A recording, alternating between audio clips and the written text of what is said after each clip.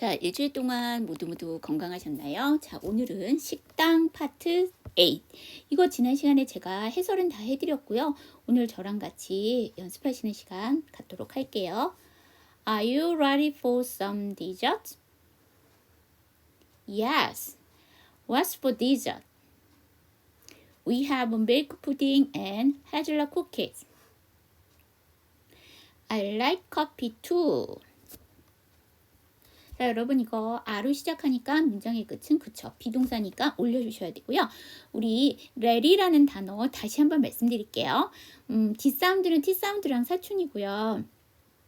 여기 Y는 모음 역할을 하죠. 그럼 모음과 모음 사이에 D가 약화가 돼야 되니까 ready. 그 다음에 이 dessert라는 단어를 보시면은요. SS가 2번 들어가요. 근데 S가 빠져서 하나가 빠지고 S가 하나밖에 안 들어있으면 그건 뭐죠?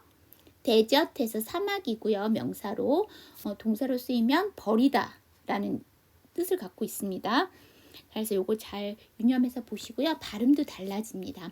그 다음은요. what으로 시작하는 의문문인데요. 얘는 문장의 끝을 그쵸 내려주셔야 돼요. what이 의문사니까. 자, 그 다음에 T 사운드 뒤에 S 사운드 나왔다고 해서 이거를 치 발음 하시지 마시고요. T 사운드 받침을 넣으시고 S 사운드 단독으로 빼주세요. 자, 그 다음에 세 번째 문장 비교적 길어요. 그럼 이건 어디서 끊어요? 그렇죠. and 앞에서 끊어주시면 됩니다.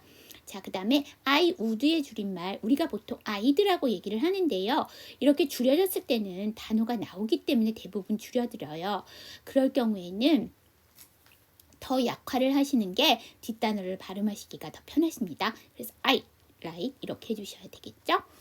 자, 그 다음은 버스 묻기 파트 1입니다. Which bus goes to Manhattan? 자, 그래서 맨해튼에 가는 어느 버스가 맨해튼에 가나요? 라고 물어보는 거죠. 버스 넘버 16 goes there이에요. 자, 그래서 16번 버스가 거기에 가요 라는 얘기인데 16번 버스는 나도 너도 아니죠. 3인칭 단수이기 때문에 goes 나왔습니다. 고는 오로 끝났기 때문에 곧바로 s를 못 붙이고요. es를 붙여주셔야 되겠죠. It'll be here in 5 minutes예요. 자, 여기 보면 in이 나왔잖아요. 여기서 in은 어떻게 해석하셔야 돼요? 뭐뭐 안에가 아니고요. in 뒤에 그 시간을 나타내는 어떠한 단어들이 나오게 되면요. 그럴 경우에는 after와 같은 뜻으로 뭐뭐 후에라고 해석해 주셔야 됩니다.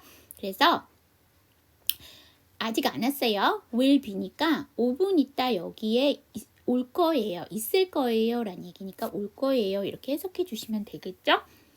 Thank you so much. 대단히 감사합니다. Thank you만 해도 되는데요. so much를 붙여갖고 조금 더 강도를 세게 한 거죠. 그러니까 고마움의 표시를 좀 더 한 거예요. 여러분 보시다 보시면요. 그러니까 미국 드라마나 소위 말하는 미드, 그 다음에 영화 같은 걸 보시다 보면요. 그냥 I'm sorry 이렇게만, 그러니까 Thank you만 하는 게 아니라 I'm so much, 그러니까 thank you so much 이렇게만 하는 경우도 있지만 여기에 thank you so much 더 나아가선 thank you so much 이렇게 해서 2번, 3번 이렇게 하는 경우가 있어요. 근데 그런 거는 뭘 얘기를 하냐면 그만큼 고맙다는 거를 표현하기 위해서 2번 쓰기도 하고 3번 쓰기도 합니다. 이런 거를 좀 적재적소에 잘 쓰시게 되면 꼭 원어민처럼 발음을, 그러니까 문장을 표현하시는 게 되겠죠? 자, 여기 저랑 같이 한번 연습해 보도록 할게요. Which bus goes to Manhattan? Bus number 16 goes there. It will be there here in 5 minutes. Thank you so much.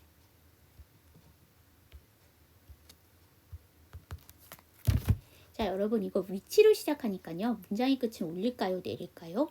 내려주시면 되고요.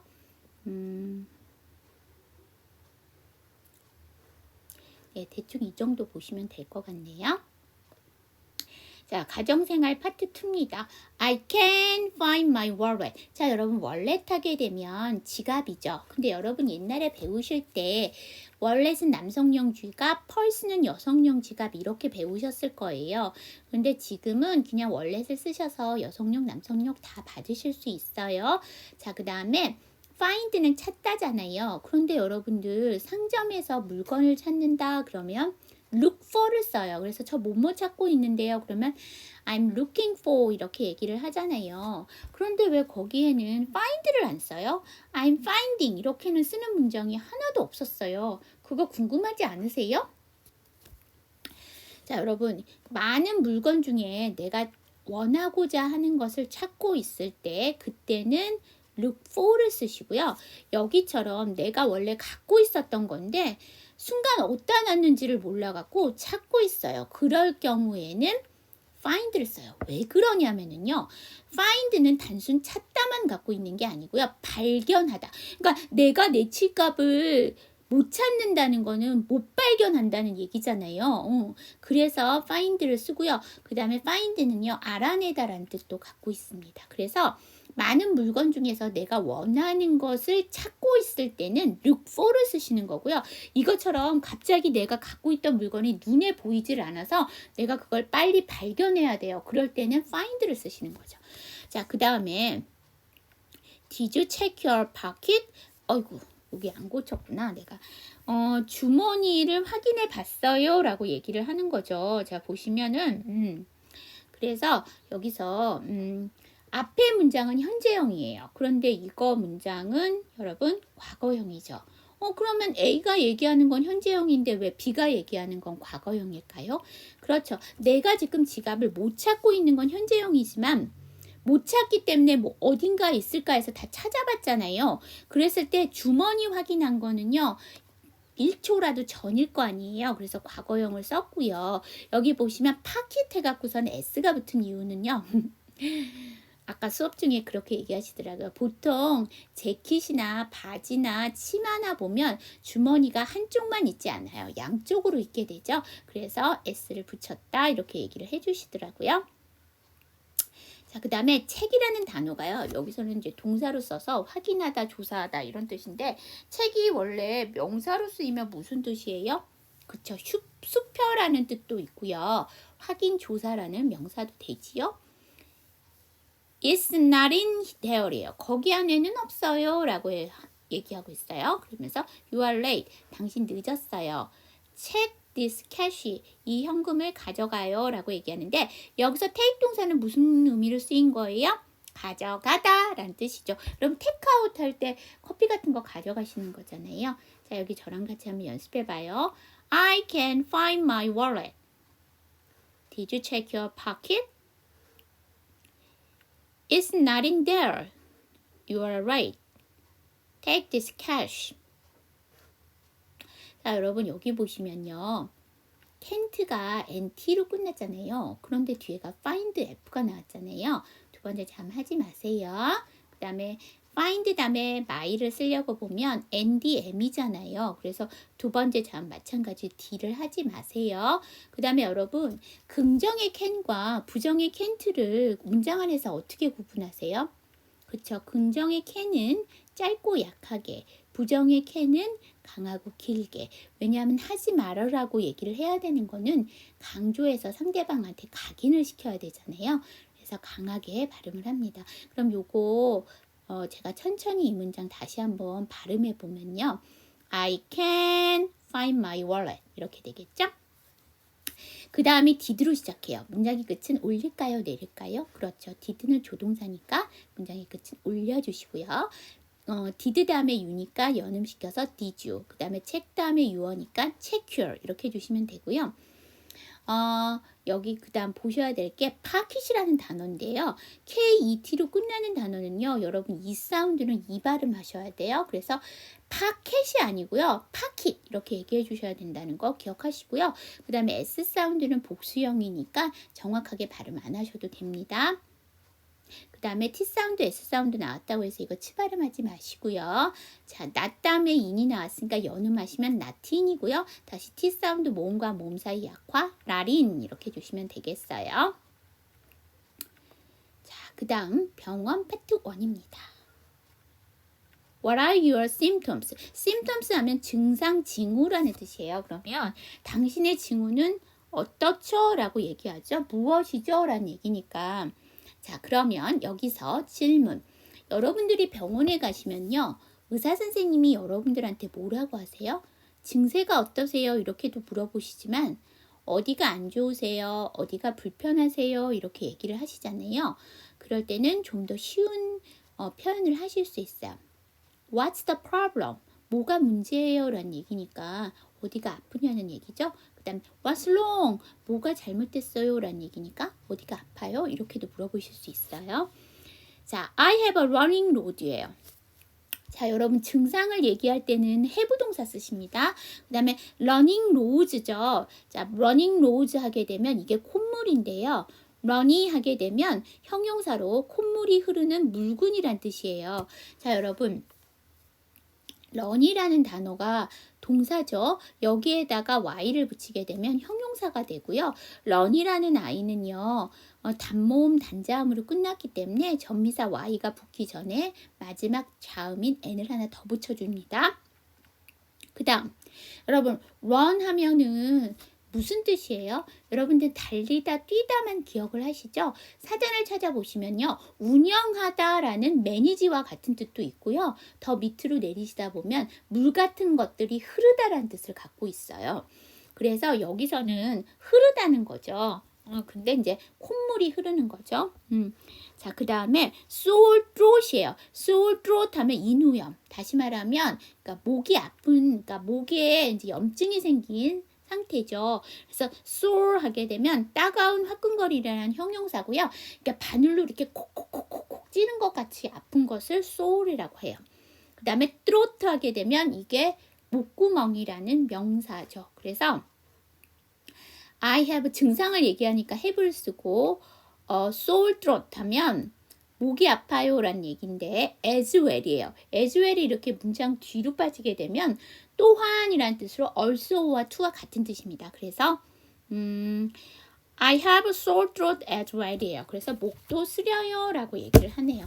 자, 여기까지 여러분들 오늘 진도는 보도록 하고요.